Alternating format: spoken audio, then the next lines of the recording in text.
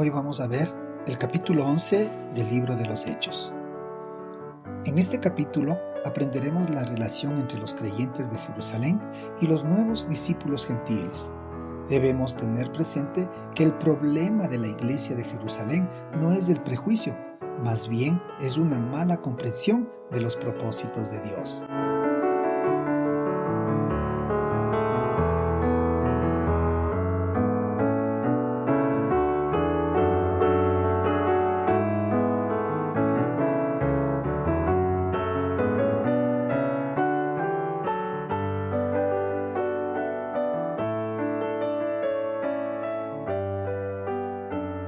Entender el programa de Dios del Antiguo Testamento era el de un reino terrenal que sería bendición para los gentiles a través del reinado del Mesías de Israel. Pero la nación rechazó a Cristo y a su reino. ¿Quería decir esto que los gentiles no podían salvarse? ¿Deben primero convertirse en prosélitos judíos? La experiencia de Pedro en Cesarea ayudó a contestar estas preguntas. Ambas experiencias demostraron que tanto los judíos como gentiles estaban condenados ante Dios y podían salvarse únicamente mediante la fe en Jesucristo. Del versículo 1 al versículo 18 nos habla sobre la iglesia de Jerusalén que acepta a los gentiles. Los fieles judíos discutían con Pedro debido a que había tenido compañerismo y hasta comido con los gentiles.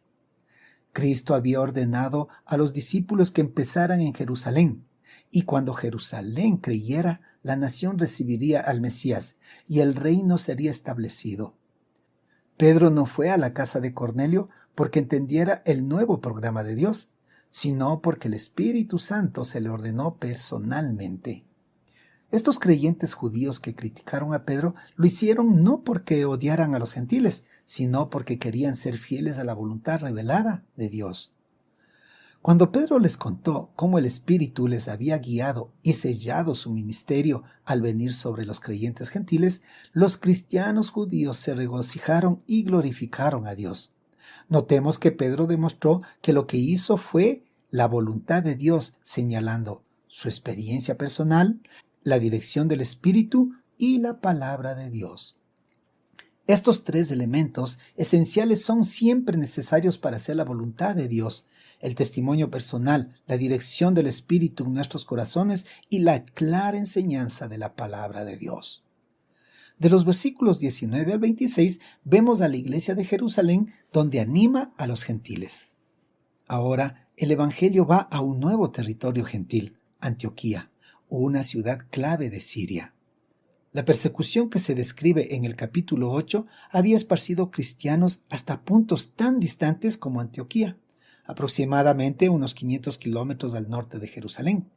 Fieles a su comisión, habían predicado solo a los judíos, pero algunos discípulos empezaron a predicarles a los gentiles. Muchos gentiles llegaron a conocer a Cristo como su Salvador y la iglesia de Jerusalén envió a Bernabé a investigar la situación. Bernabé se regocijó al hablar a esta asamblea de los gentiles y los exhortó a continuar en su fe.